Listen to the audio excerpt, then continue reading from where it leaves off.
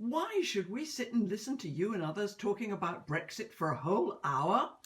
If you add up all the 5-minute packages that you've listened to or watched over the last 2 years about Brexit, they've said nothing memorable. And I've been asked to talk about how Britain has been changed forever. Not just Britain, our nations, what it means to be Irish, to be Scottish, to be Welsh, and above all, what it means to be English, are now really under pressure, and that's got to be talked through. And second, the referendum was a great democratic decision. 17.4 million people told the system, to get stuffed. And we should be proud of that. That's an act of democratic agency. But Brexit it's incoherent. It's not just a matter of being right or wrong. It's like shooting yourself in the foot in order to run. It won't work. So we have to reverse the decision, but we need to keep the agency. We, the people, are now in charge, and we've got to keep it that way. That's not a simple thing to achieve, and it needs to be talked through. My name's John Denham. I'm a recovering politician. It's fantastic that we've got Anthony Barnett to speak to us tonight. And he's very little introduction, but founder of Charter 88, founder of the Open Democracy website, and of course, author of the very important book, Lure of Greatness, described, I think, by The Guardian last year as the political book of 2017. Who's going to talk to us? Anthony, welcome. Thank you very much indeed. This is a lecture with a purpose. To ask you and to discuss how a people's vote on any Brexit deal can achieve a thumping 60-40 majority. On the surface, all this needs is for many of us who supported Brexit to switch their vote and for the young to turn out.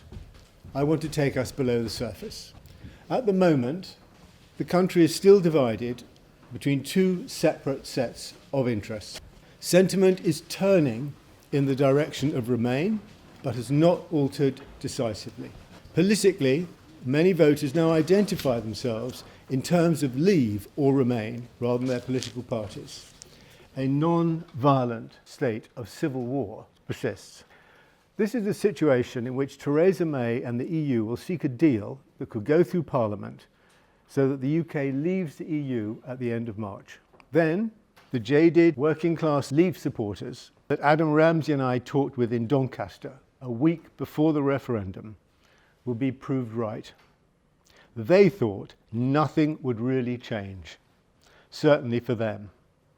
A weakened economy and a toxic political atmosphere will ensure we'll be in poor shape for the next economic downturn due in 2020, according to Rubini, who predicted the last one. To avoid this, a people's vote is needed to turn Brexit into a positive watershed, a vote with a decisive outcome that triggers energetic political renewal and economic transformation, real democracy, and fearless participation in the European Union. For this to happen, millions of us on both sides of that civil war will need to reimagine ourselves politically and to release our reason and judgment from their present confinements. That I'm just going to talk about the changes we need to undertake. Now, Brexit was the outcome of combined determinations. Different forces came together to detonate at a single point in time. At that point, the vote went the way it did for two reasons. First, leaders on one side called on people to vote for freedom, self-government, and to take back control of our borders, our money, and our laws. And the leaders on the other side said we could not afford to govern ourselves, much as they wished it. The Stronger In campaign was submissive. It confirmed rather than confronted the claim that membership of Europe diminishes our democracy. Were it true that our liberty, democracy, and humanity depends on leaving the EU, I would support doing so whatever the costs. The opposite is the case. It is British egoism to think 27 countries are ganging up on us. We are more free, more democratic, and more human together than apart. 16 million people understood this. The heart of the matter is democracy, in this human sense. We have to look at the powerful economic forces that are still reinforcing the sentiments that led to Brexit through the optic of how we are governed.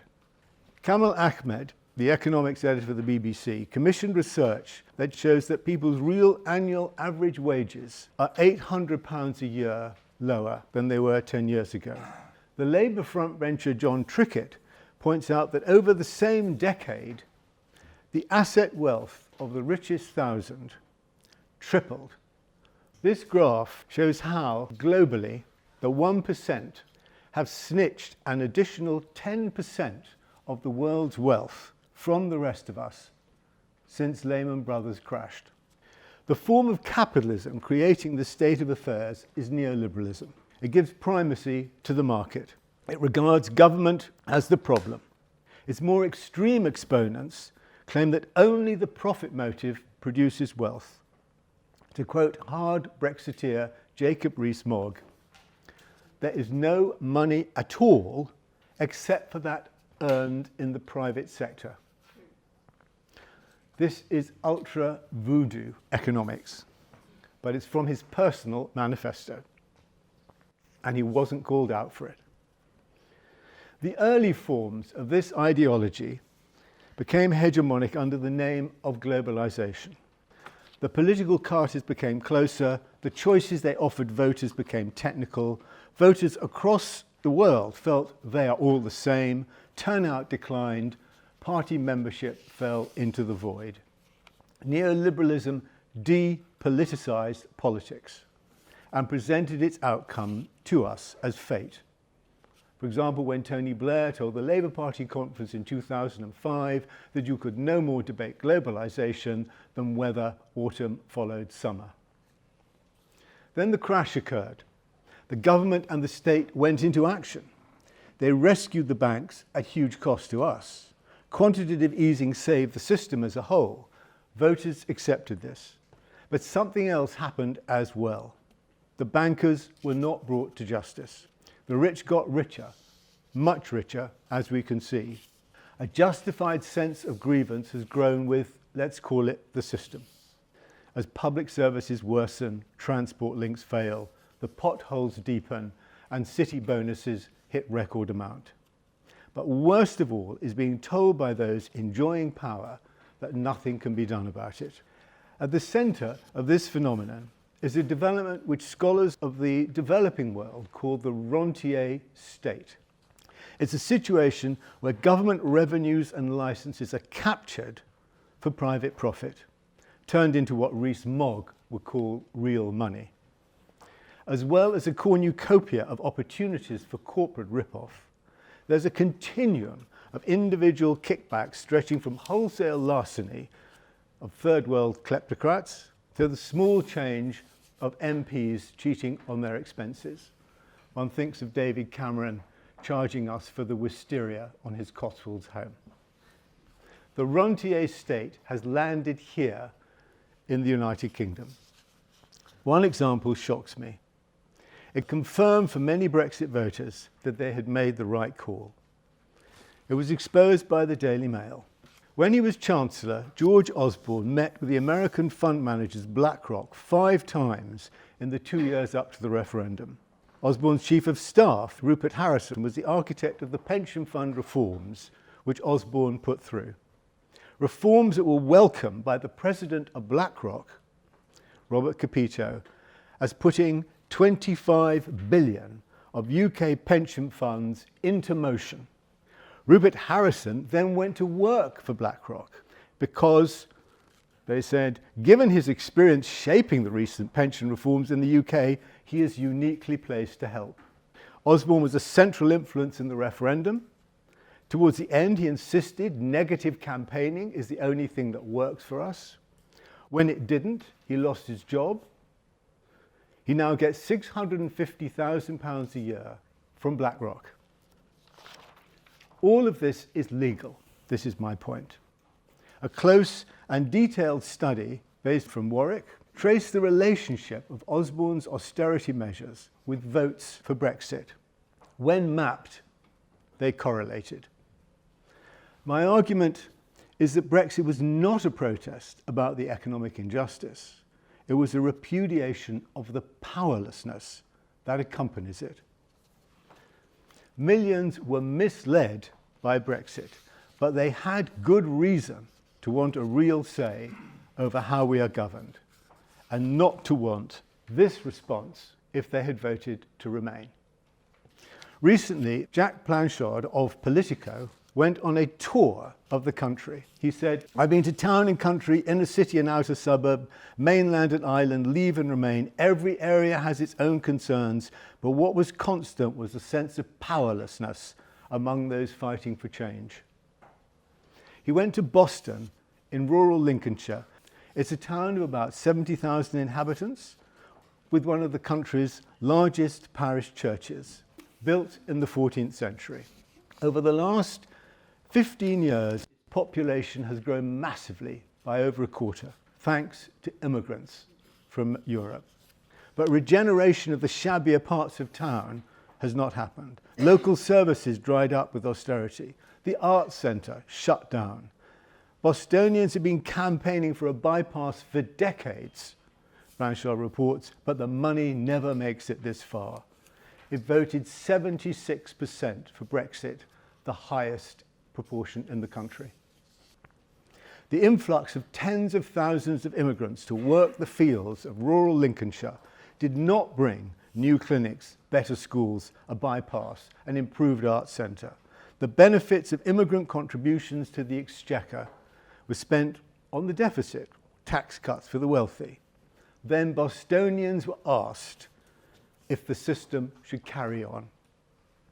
Across the towns of England, the answer was the same. It was Albion's shout-out, a democratic rejection of the powerlessness that globalization had foisted on us. Two immediate qualifications. Reckless Opportunists by Aaron Davis is a revelation.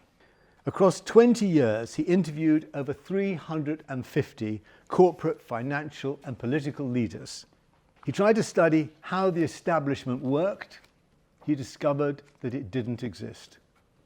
So successful have been the buyouts and the imposition of short-term values that the elite too is insecure in its jobs and can't think long-term. Neoliberalism has not just hollowed out the non-market cultural institutions that once propped up the hegemony of capitalism, the churches, the schools, the universities, the civil service, the military, the trade unions. It's also hollowed out itself. A victim of their own profiteering, our rulers lost the capacity to organize in their own common interests. This then led to the most bizarre aspect of Brexit. As the system's grip over loyalty and trust slipped away, the fast boys moved in. For to call on Boris Johnson and Nigel Farage to help out with a lack of democracy is like calling in the Mafia to help you with a problem of corruption. Never one to miss an obvious point. This was indeed exactly Donald Trump's pitch for the US presidency. Quote, "No one knows the system better than me, which is why I alone can fix it." Here they are, the advance guard enjoying some transatlantic advice.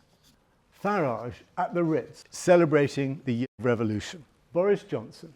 If we stand up for democracy, we will be speaking up for hundreds of millions of people around Europe who agree with us, but who currently have no voice. And if we vote leave and take back control, I believe that this Thursday can be our country's Independence Day. The preposterous conceit of Britain giving voice to hundreds of millions around Europe won it for Brexit. In a careful, controlled, and deeply sympathetic account of people's belief in witchcraft, Philip Pullman has emphasized that the imagination governs reason. This is not an argument against reason. On the contrary, It's a recognition of the powers of belief. Good, profound imagination is open to reason and shaped by it. Cheap imagination is especially invulnerable to reasoning. That's why it's bad. That's what we've been suffering from. And it can only be tackled by better imagination that provides a more vigorous, fearless, and humane energy. So this is our task now, a better imagination. And perhaps the best good way to start is by returning to the imaginative origins of the romance of the people. Earlier this summer, thanks to Seb Smith, who's here, I went to the Delacroix exhibition in Paris. In the first room is his famous painting, Liberty Leading the People, painted during the glorious July Revolution of 1830 that overthrew Charles X.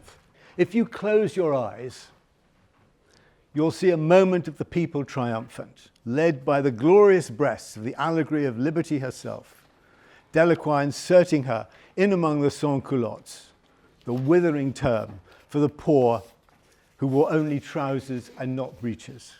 It's a very large and open picture. If you stand close, you're almost among the revolutionaries and can sense the relationship between them. I stood there and expected to be uplifted. Instead, a feeling came over me that something was amiss. This is no call to arms. They are all bewildered. Liberty is not leading. She's looking backwards for guidance. Her nostrils are flared with anxiety. The student that she looks to has no idea what to think. The worker is more determined, but also baffled.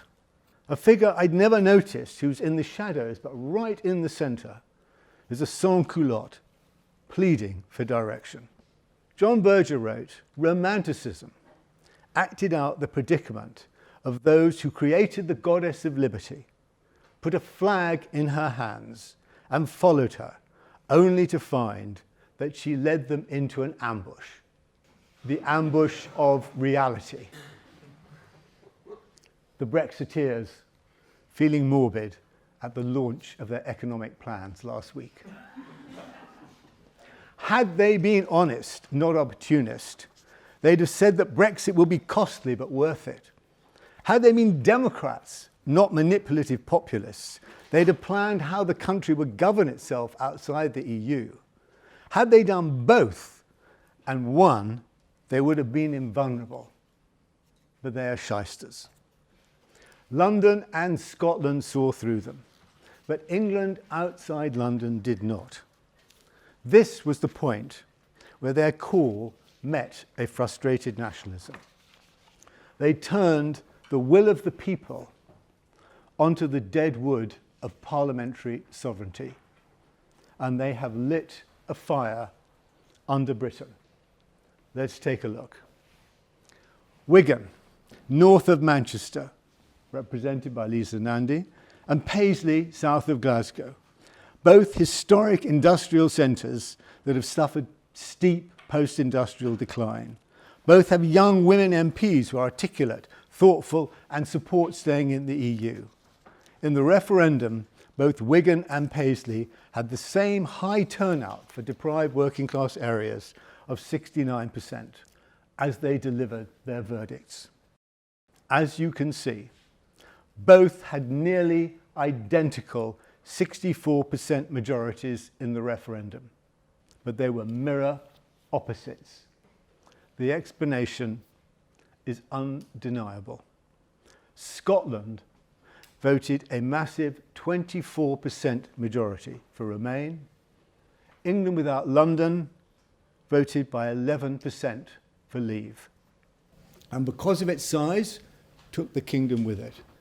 Why did Scotland vote the way it did when the same powerlessness over the broad socio-economic conditions that we've just looked at applied to it as much as England? Because it has its own national imaginary, which allowed Scots to be themselves and therefore relaxed in Europe. This sounds abstract. There was combined determination. In Scotland, They had their own parliament. They had kicked out the ruling Labour Party. In general, they trusted the SNP. In England, the absence of such institutions compounded the powerlessness and lack of voice. They didn't trust Labour's call to remain. There's lots of evidence for this. I'm just trying to make the argument come alive by concentrating on an example. In Wigan, Lisa Nandy found her working class supporters shaking with rage at the European Union. But is this the result of English nationalism? In July, Will Hutton, in his Observer column, said that Brexit is now nakedly the cause of English nationalists. He called for the broadest of progressive coalitions to crush them. John Denham, who's here at the end, responded with a forceful, measured article in the New Statesman. He pointed out that anti-English prejudice helped to fuel Brexit in the first place. Hutton, who is rarely at a loss for words, didn't reply. Fintan O'Toole, whose marvellous arguments about nationalism I'll come back to, asserted Brexit and the upsurge of English nationalism that drives it have created a deep existential crisis in the United Kingdom that will unfold over the next, I'm sorry to say, 20 years. He's right about the 20 years, but is Brexit driven by English nationalism? Gareth Young, a self-declared English nationalist, points out that people like him want English independence. Brexiteers, to his annoyance, do not.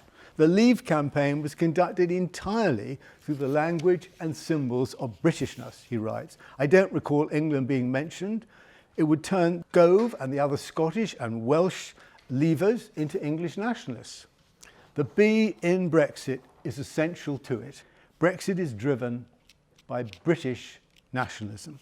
When Wigan Today asked people why they voted Leave, Sandra Browett said it was the right thing to do. Everything's gone to the pits. Steel, farmers, shops, fishermen. We want to be Great Britain again.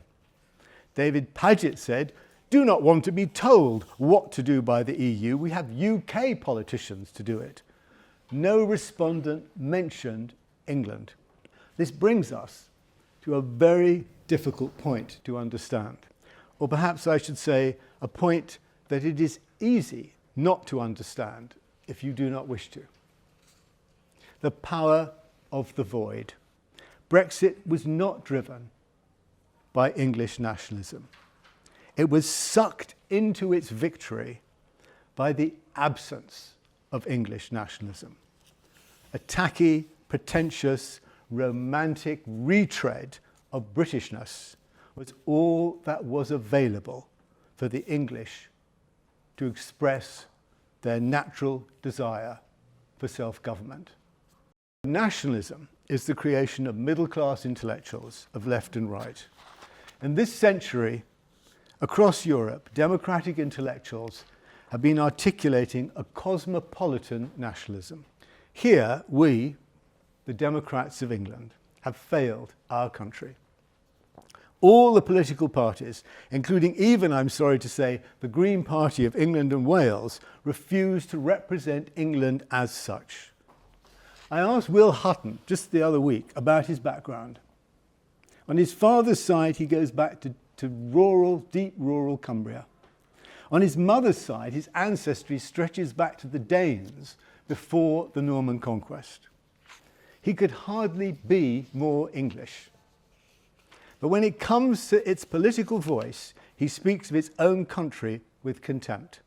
He assumes that Brexit supporters are like the English outside Westminster last month chanting anti-Sadiq Khan songs, or proto-fascists like Tommy Robinson stirring Islamophobia. What would it be like if there was an English politics and an English parliament around which an English nationalism could organise itself? One institution shows us the answer. Well, not political. It is genuinely representative in its composition and in its universal recognition across the country that it stands for us. England's football team. We have a chance to affect something bigger than ourselves. We're a team with our diversity and with our youth that represents modern England, and in England we spent a bit of time being lost as to what our modern identity is. How did The Guardian headline this? You can see the answer down the bottom left-hand side of the screen. And the government? This was at Heathrow. In order to celebrate England, the English have to identify their country as Britain, Great Britain. Through the course of our neoliberal, disempowering century, the extraordinary repression of England has accumulated into the country's present disaster. It has led to Brexit. Because while England is a European country, Britain is not. And here's why. Imagine we get a people's vote. Leaders from the two sides in the referendum meet to debate it.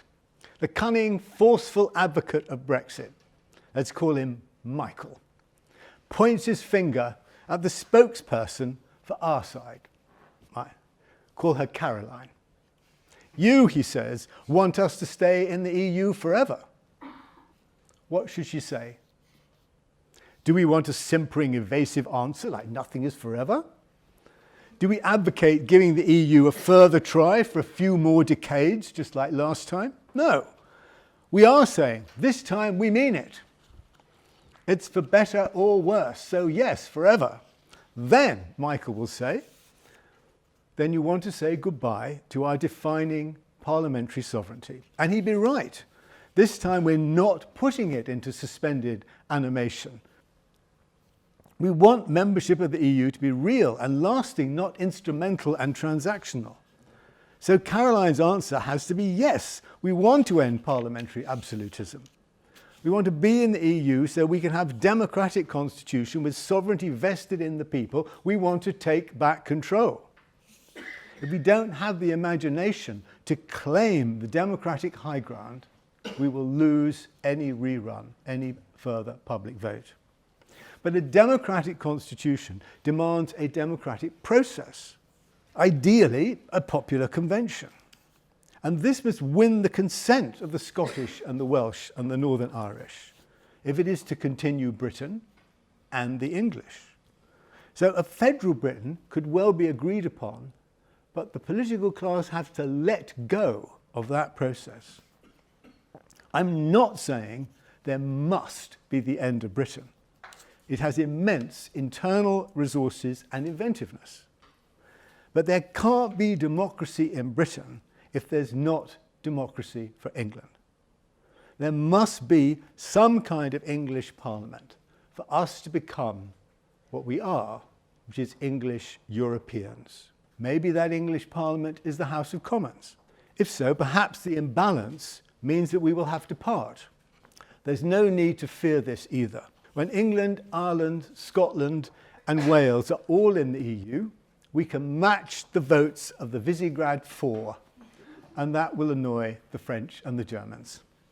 Britishness, being British, with all of its cultural ramifications and its global nature, will survive and grow. It's part of world culture. We're not going to disappear. We're going to reimagine ourselves as we reorganize our politics. Now, this brings me to the question of identity. The Anglo-British, especially on the left, fear that to be English, as opposed to loving England, is a narrowing confinement, an existential diminution. George Orwell struggled famously with this in The Lion and the Unicorn in 1941. It's a wonderful, radical manifesto, a call for an English revolution against the class system. There are considerable differences of voice and tone within it, though. The tension stems from the exercise itself.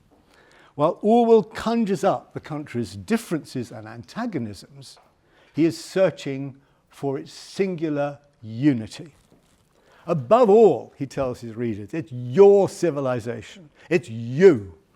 However much you hate it or laugh at it, you will never be happy away from it for any length of time. The suet puddings and the red pillar boxes have entered your soul.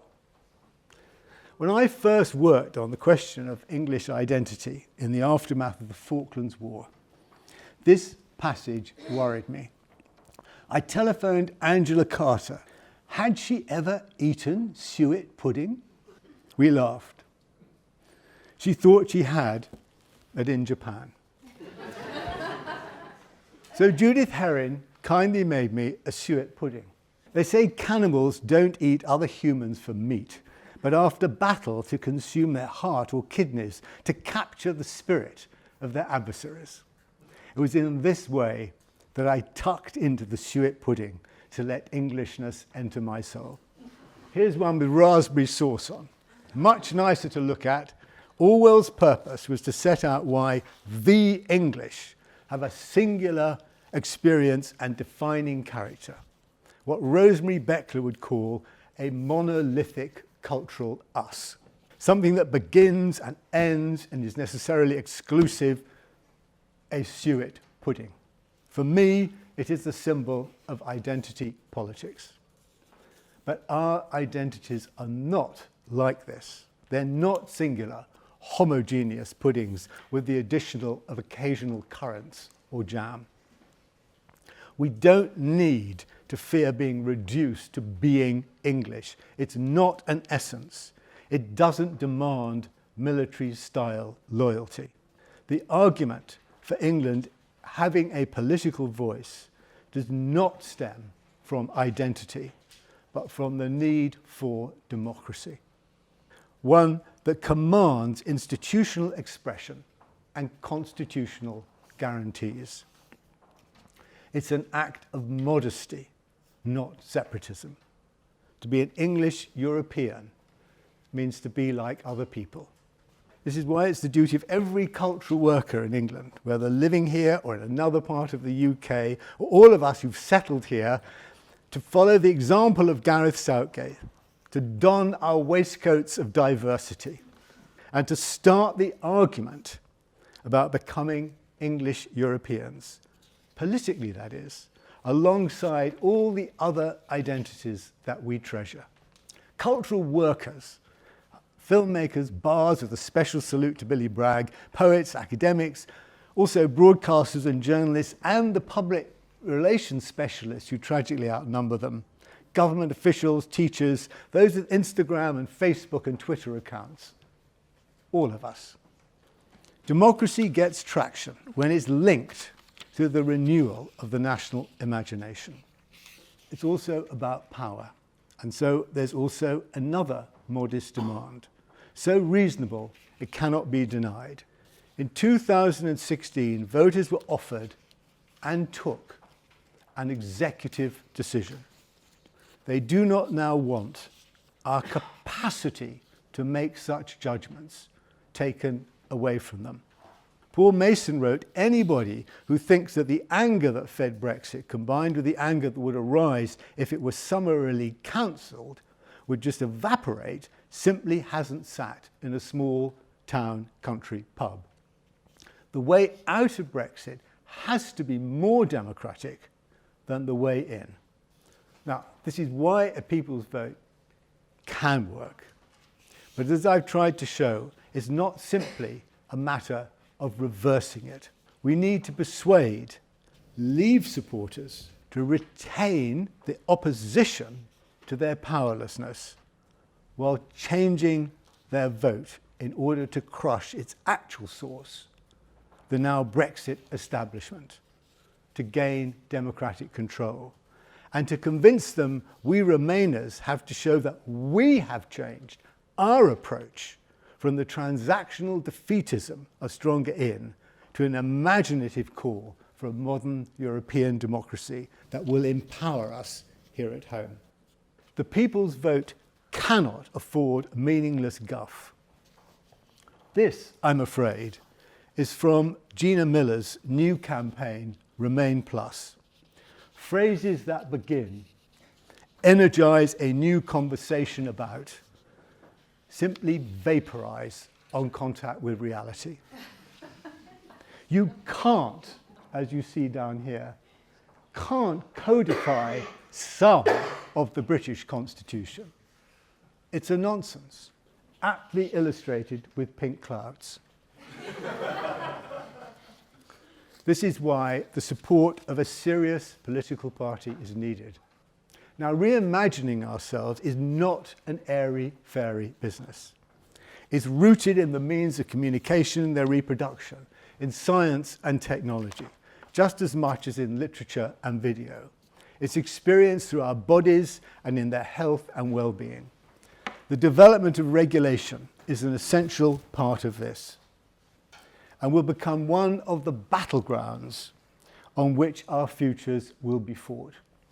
In a long analysis, I'm afraid, in Open Democracy, I show that regulation has become the fourth aspect of government and sovereignty, alongside the legislature, the executive, and the judiciary.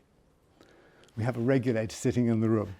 It's not separate from them any more than they are separate from each other, but it is distinct and not subordinate.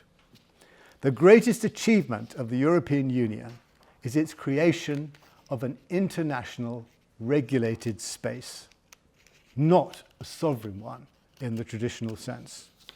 The huge mistake of the Brexiteers is to think that sharing regulation with the EU is a loss of, as Johnson put it, 1,000 years of history. Regulation is popular, including among a third of Leave voters. People like safe cars, a healthy environment, humane working hours, non-toxic food, scientifically tested medicine, clean beaches. The list goes on. Across our continent and increasingly across the world, regulation is not territorial. This fits with cosmopolitan nationalism. An exemplary lesson comes from Ireland, which has moved from being amongst the most backward countries of Europe to the most progressive. It's wonderful that this country can learn from Ireland. A decisive moment was the amendment of its constitution by a 94% majority in the 1998 referendum that endorsed the Good Friday Agreement. As Fintan O'Toole explains, the claim in the old constitution for jurisdiction over the whole territory was replaced by the firm will of the Irish nation in harmony and friendship to unite all the people who share the territory in all the diversity of their identities and traditions. Primacy moved from territorial exclusivity to bringing together diverse people.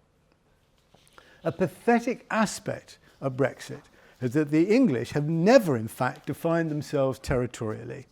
There's a considerable literature about how God's firstborn, the English, had no need for self-conscious nationalism of less fortunate nations obliged to define their modernity by force of arms. The Anglo-British were notoriously porous and inclusive thanks to imperial primacy as the first great industrial power.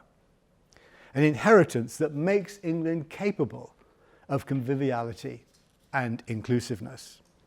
Afua Hirsch reports, of course, that how Britishness is still laced with racism as well as hierarchy and status. I'm not over-egging it. But it was never confined, even which we've just seen at the moment of British defiance of its closest neighbours. Johnson felt the need to say he was giving voice to hundreds of millions of people around Europe.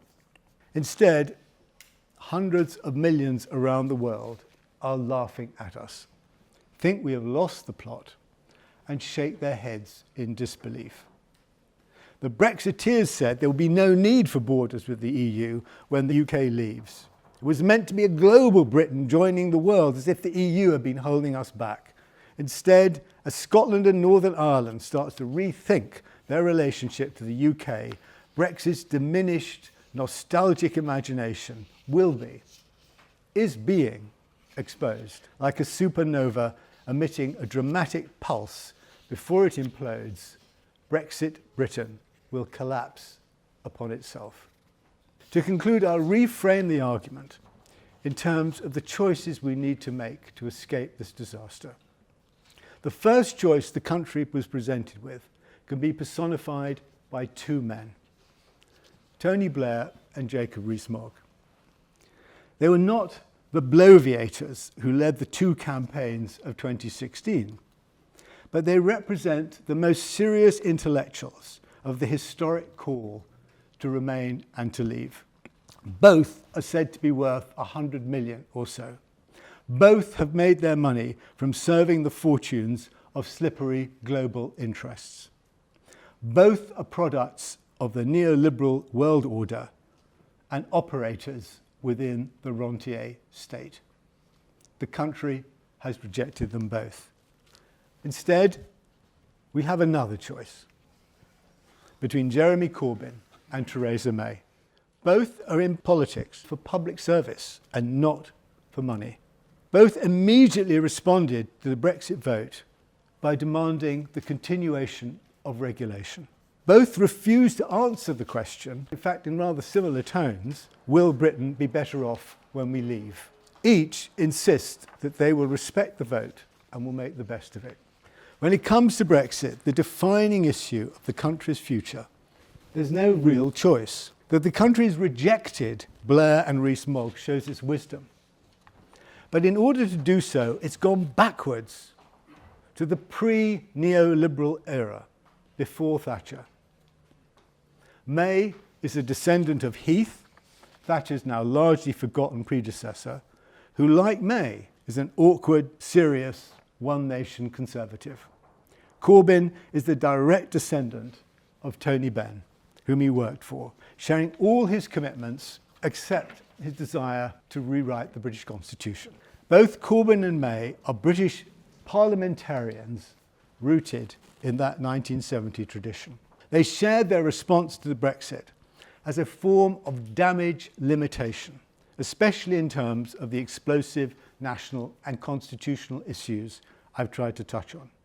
Neither of them has so far risen to the challenge of its imaginative upturning. Both say they wish to carry out the will of the people while they act to deflate and innovate its energy and originality. May explicitly puts the precious union first as her objective, knowing it is under risk. Corbyn makes his priority the ending of austerity. Surely he can see that this is a matter of empowering voters and communities. That take back control has to be liberated from its Tory instigators. That Labour's programme cannot flourish in the confines of an imploding British nationalist project. That we need a democratic revolution to make good the economic transformation he desires. And that the Rentier State can only be replaced by a constitutional one whose sovereignty is anchored in the people. As it is, the current joint approach of the two leaders was summed up by Rory Stewart, a prison minister, when he emphasised the centrist and moderate nature of May's proposal. He thinks we have to leave or it will tear this country apart. But democracy is a wonderful thing. You don't defend it in a low, pained voice as a reluctant necessity. The tone is a direct continuation of the way Cameron defended staying in the EU as something that it was his unfortunate task to implement. After 350 years of exceptional domestic control, the political leaders of the British ruling class, and I include Corbyn in that, are telling us they dare not face down the alliance of the South and the North, even in their own interest, to say, thank you, lesson learned. This is how you will take more control, but Brexit is not the way to deliver what you want. For fear that their votes will be stolen by bigots like Farage and Johnson, this is not the expression of wisdom. It's a reflection of weakness, of rulers in a funk, desperate to secure their own institutional continuation, knowing that they can no longer defend with any credibility their Lords, Commons, procedures, and British paraphernalia. Also, leaving will continue to tear the country apart. There is only one way to turn this into a good crisis. Our leaders must have the courage to reimagine the institutions of Britain. Thank you. John Wilson from King's and I, who helped organise the whole of today's activities, have invited a respondent to Anthony's comments. That's Rowena Davis. I want to say two things that I believe Anthony teaches us really well. Two lessons that I think he really teaches us that I certainly believe in and take on board. And perhaps if we'd followed them a little bit earlier, we might not actually have ended up with Brexit. But I also want to end by still disagreeing with the concept of the people's vote. Yes, let's definitely rewire our economy so that it is more inclusive. Two, definitely let us speak to this English identity, let us embrace it and maybe rebuild a stronger sense of community in the country through that. So why then not a people's vote for me? I think, and the reason is this, because I voted Remain. It's a tougher decision than for most people, but I definitely voted Remain and I wish we were remaining now. But I think the reason is that I don't think you can start healing the country from the position of saying you're wrong. And actually, on the morning of the Brexit vote, when it came up, I actually felt oddly relieved that we'd voted to leave, because so many people thought that voting couldn't make a difference. So many people voted for the first time. It was great that so many people in Newcastle voted, as many as would normally turn out in Islington. You know, that people turned up because they believed that the ballot box could change something, and then it did. So just to conclude, I would totally embrace, Anthony, the lessons that you teach us about economics and identity. But I would rather we did that as the left, respectfully accepting that the people have decided to do that outside of the European Union. Thank you. I think that the strongest argument for a people's vote is to say we were all hoodwinked because we were given the choice between something we know and something that nobody could even define. And a second vote now, a people's vote, would at the very least, be a vote between two concrete choices. So we would all be doing it with sort of fuller information. We've got 6 months left. How do you translate that very coherent intellectual story into practical steps to actually make an impact? I would fall on the side of Rowena in terms of whether there should be what we're calling a people's vote. And the reason is this, it's for what you said, Anthony, about we need to reimagine who we are. We need different institutions. For that, we need the luxury of time, which we don't have. The first thing I just want to say to Rowena is that what I'm trying to emphasize is it's not about identity, it's about democracy. And that the crucial issue here is, and I think I do this at great length in my book, is I really respect the reasons and the motives for those who voted for Brexit. But that doesn't mean that they were right in their judgment. So I think that being a Democrat means saying to people who are perfectly grown up, look, you kicked the system in the nether regions. There's been a lot of pain. This is the outcome that we're now looking at. We want more democracy.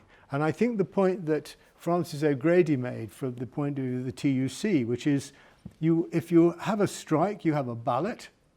And if you then get an offer of a deal, you put that back to the members. And they can look at the tangible reality and say yes or no. I think the academics here had quite a dispute over the pension funds and did exactly that.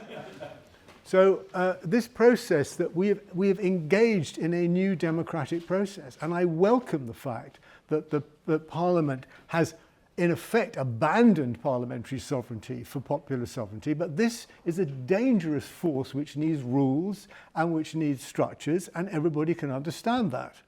So going back, if you said we want to reverse this decision, the referendum, that would be doing what you said. It would be saying we don't accept your answer, think of another one.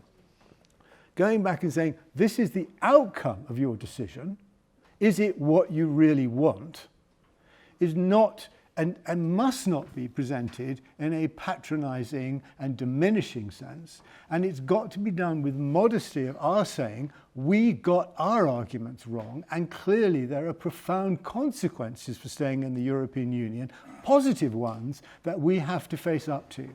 So we have to change too. I really emphasise this point. I think it's quite striking. My feeling is that May, and in a different way Corbyn, are trying to say, enough of all this democracy. And this is why I don't want you to... And we're handling this. We'll do the best we can.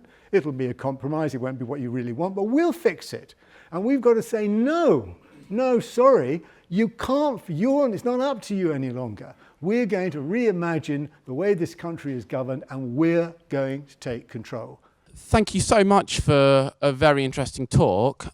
I wanted to bring up what you said about the Rentier State, because I agreed with every word you said, but I wanted to ask of why the conclusion you draw from that is that we should stay in the EU institutions, which are so far from ordinary people, yet so close to the multi-billion lobbying industry in Brussels, and where Jean-Claude Juncker can just, put his mate as one of the most senior civil servants in the Commission. To me, that sounds like the very definition of the Rentier State.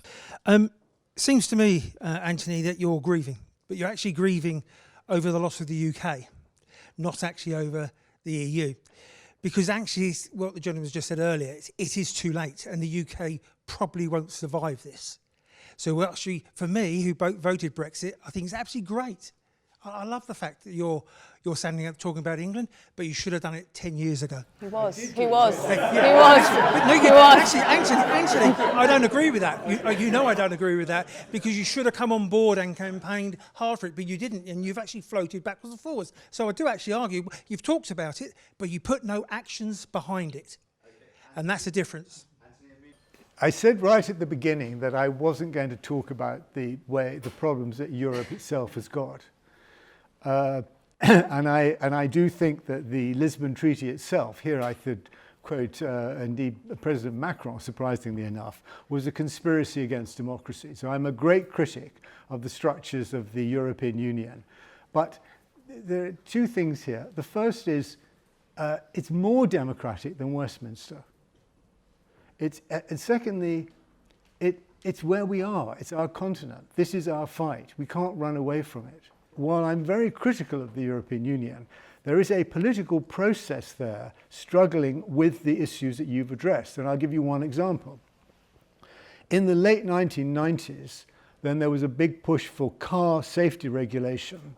The big car manufacturers captured the Commission and put through very, very soft proposals for car safety regulation. A Labour MEP in 1998 got the European Parliament to override the Commission, put through very rigorous safety regulations, including side airbags. Deaths across the European continent, car deaths, have fallen from 45,000 a year to about 20,000 a year over the last 15 years. That's not only thanks to that one step of regulation, but European Union regulations which are there, so to speak, trying to respond to actually to push back corporate influence. Now, of course, there's Dieselgate. So, the European Union is by no means perfect, although it's perhaps less imperfect than Westminster. And there's a big issue about how we democratize regulation. There's a very big issue about how important that is and how we do that. But we don't do it by leaving the European Union. Can I just say on the English, it may be that the process of Brexit that you voted for is unleashing the breakup of the Union, which you can celebrate. But the Brexiteers are not putting the arguments for English democracy. It's not part of the programme of Brexit. And but they have allowed that process to develop. No, it's okay. I can take it. And it needs to be a property vote. The Brexit is when you look at this, you have to say, well, now, what is going to happen if we have the breakup of the Union under conditions of Brexit. Scotland votes to stay in the EU, right? Northern Ireland votes to stay in the EU. The great project of global Britain, it hinges on what happens in Wales. In Wales, there's already a clear majority for joining the European Union. At that point, England will become England, whether we like it or not, whether we have the imaginative capacity to understand this. I think we should not be victims of this process. And for sure, that England will say, hey, we're a European country. And this is my fundamental point that I'm saying to my fellow Remainers who are pro-European and want to stay and be part of our continent, is that we need to recognize that our Europeanness is threaded through the eye of England. You're right, absolutely right to say that take back control was so powerful because of our democracy. It's so hollowed out, and that people have so little control over what happens in their lives. And in particular, for me, a big issue is the centralisation of powers within our nation. And so that people on the fringes, and particularly where austerity has particularly impacted in Liverpool, Hull, on the edges of where the funding mechanisms have so changed that they are impoverished. I come from Sheffield. Their budget has been reduced by half. Why it is that so many prominent members of the elite, and not just Johnson and Rees-Mogg, who are more or less their spokespeople, but huge swathes of media, controlled, of course, by an elite also, were so massively in favour of leaving the European Union. If there was a massive change in the polls and lots of people wanted to have a new referendum, then maybe I would change my mind. Secondly, I just wanted to pick up on this point about devolution. Because I disagree with you, Anthony, that the EU is more democratic than Westminster. I don't know how many people in here can name their 8 MEPs. I can't name mine. And I think that that's a concern. And I agree with the idea of an English Parliament, because when people said they wanted to take back control, they certainly didn't want to move it from Brussels to Westminster. But perhaps we need to go even further than an English Parliament, which would have to contend with balancing London, and go back to our actual local institutions and handing people back power through regional banks, through worker representation on boards, through control of their community institutions. So devolution, but not just to an English Parliament, but down into local communities as well. Anthony. Well, on the democratic nature of the EU, how many people can name the Cabinet Secretary? The power that lies in the British state is very considerable and masked. Selmayr, who's now going to sort of being basically has got control as is a public appointment in the European Union. So the question of democracy here is partly about the processes, their transparency and so on. I'm not, if I say that the European Union is more democratic than Westminster, this is hardly a compliment.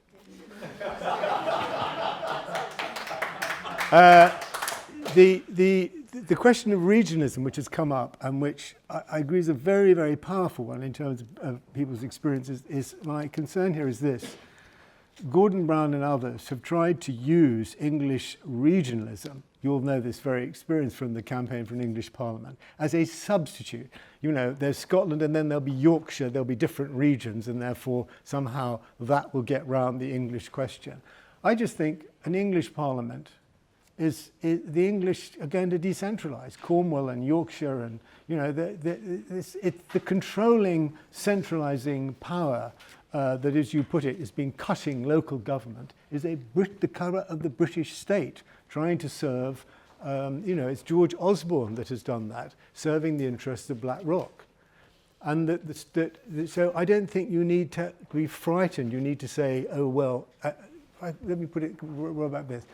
One of the reasons why the English don't want another parliament, it's not popular demand, is they think it's another layer of government. They think that the House of Commons is their parliament, so not another layer of bureaucracy which will be highly centralising. So one option, if you want to keep Britain, which has been put forward by Robert Salisbury, from a right-wing point of view, but with a man with great courage, understanding over the next 20 to 30 years that Scotland will go independent and not wanting that to happen. And he has said, make the House of Commons England's Parliament. Make the House of Lords, abolish the House of Lords and replace it with a British Parliament. And then ask Wales and Northern Ireland and England and Scotland by referendum to buy into that structure. Now, if you had that structure, that's one thing where a British politician is trying to reimagine Britain institutionally, then that English Parliament, which would break the grip of the Treasury, which is the great centralising force, and much less democratic than the European Union.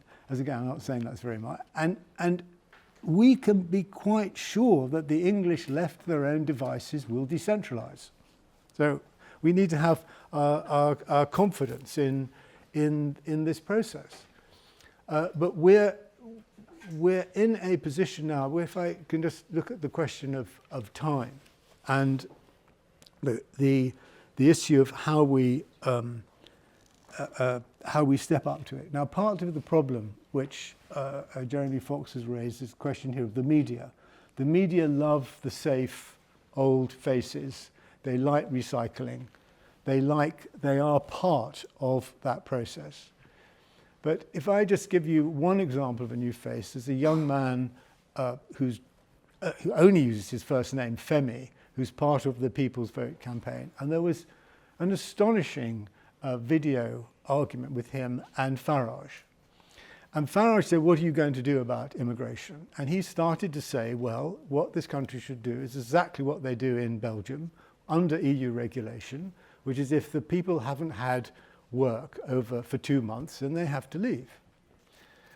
And it's the only time I've ever seen this in an interview, where Farage, I mean, because he's up there in LBC as a sort of, supposedly as an interviewer, and he shouted over Femi. He would not allow his answer to be heard by his listeners. Oh, that won't happen. No, no, they would never do it. No, you're not. You can't say. He literally, far from challenging him to speak up and answer his question, he was trying to make sure that his listeners didn't hear the answer. And we are partly in this situation in terms of the media and the media structures that we have, that the media also, and the BBC is a central part of this, have stopped believing in themselves. And so I was quite struck when you said at the beginning, Irina, that you felt during the referendum there was a real debate about what was going on, which has closed down, because I felt during the referendum that there wasn't a serious debate. There wasn't a single sustained discussion about what is sovereignty, for example, this central, crucial term. There wasn't a broadsheet or a newspaper saying with if I can get an example of this, the American presidential debates, which were pretty grim. I mean, I sat through 2 of them because we've got family in Los Angeles. For 90 minutes, the two talked with each other. Now, it's true they kept climate change off the agenda, but these were serious, sustained discussion of issues, even if those participating in it were trying to avoid saying this, that, or the other. And there was nothing like that during the debates on the referendum, this so-called debate that I showed you the clip from Boris Johnson. Everybody talked for 5 minutes. The BBC had a huge audience. Everybody was cheering. There was no grounds for thinking. There was no proper exchange of discussion. There wasn't one. If you look at some of the clips from 1975, of the 1975 campaign, where you see Ben and Jenkins in sustained television exchange for a whole period, just talking with each other, the moderator stepping back about the nature of sovereignty, the nature of the European Union, about what it would do. Just give you one final example here. When this country went into the European Union in 1972, there was a 6-day debate in the House of Commons about what would happen to British sovereignty and what it meant. After Maastricht, when the John Major went into the Maastricht, which is only a reforming conference of the European Union, there was a 2-day debate about what this meant and what you should do. There was no debate in the House of Commons about the referendum. The referendum was decided as a party political fix, I think at an airport in Dallas by Cameron and Hague. It didn't go to the cabinet because it was party political, and the cabinet was coalition. And it then went into the manifesto. When Cameron came back from Brussels with his deal, which is actually a very interesting deal, in which the European Union stated that it would agree that the ever closer union of peoples would not apply to the United Kingdom if we agreed to that deal. There was a question and answer session in the House of Commons, which was quite easily fixed, and no debate. Now, Scotland, the Parliament actually debated Cameron's deal, and it came to a vote. It told the Scottish people what it thought of this arrangement and what should happen. And in this country, there was nothing. It wasn't taken seriously. And underlying that, there must be, and I thank Jeremy for raising this, obviously the question of the media, the sense that people dare not, and this is why I think this thing which I showed at the end of Rory Stewart, we can't afford not to leave, they dare not allow a full-scale discussion of the principles by which we govern ourselves. This is a ruling system that is absolutely terrified of being shown up for what it is. It no longer believes in itself, and it has allowed this Brexit process to happen, in which it also does not believe it will deliver an appallingly bad Brexit, and we are heading for a continuous and mounting breakdown. And some of us, however little time there is, have got to gather the energy and say, we do not accept that this is how our country should be run. And that is what I'm basically saying. But to say that isn't about saying to people who voted the wrong way, that you are wrong, you're a fool, I'm right. That is a catastrophic thing to say. I completely agree with that. For a start, we weren't right. We screwed up the Remain campaign. We allowed it to go ahead in this dreadful transactional fashion. So there's very big lessons that we all need to learn about this. And if the time is short, well, then we better do it fast.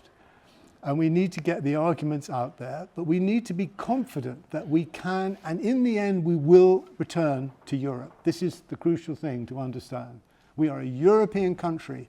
We're not part of some sort of global sphere where we're going to open the doors to Trump's deregulated chicken and cars and so forth. That's not going to happen.